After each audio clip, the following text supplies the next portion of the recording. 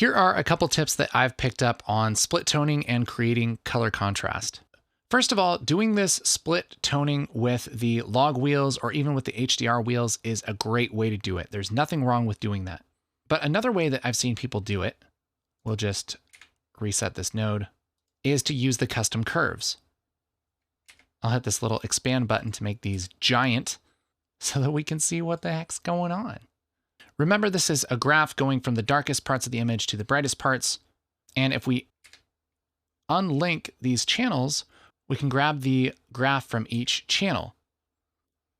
And we can adjust how much or little of each color happens at what tone in the image. So I can tell by this histogram, the brightest parts of this image are happening kind of right about here. So maybe I'll just add a little control point right there, and I'll push a little bit of red up into the kind of those brighter tones.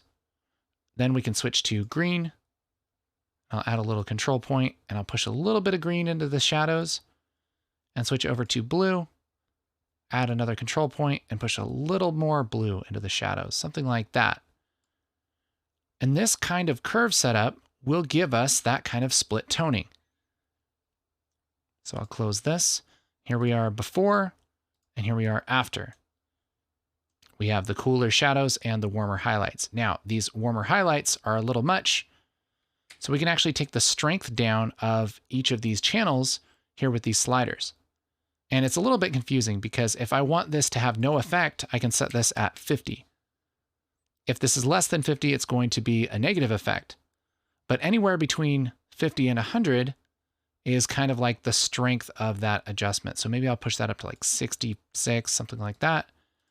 And now we have a little bit of that warmth being pushed into the highlights, and we're cooling down the shadows a little. Maybe we want just a little more green in the shadows.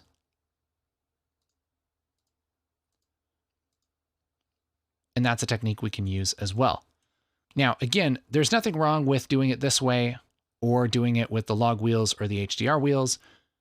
It's just kind of dependent on how much control you want, how comfortable you are with the interface. I find myself kind of bouncing back and forth between these, but honestly, for most things, I like the simplicity of just pushing some warmth into the highlights, some cool into the shadows, and then adjusting the ranges to affect the image how I'd like. Really up to you.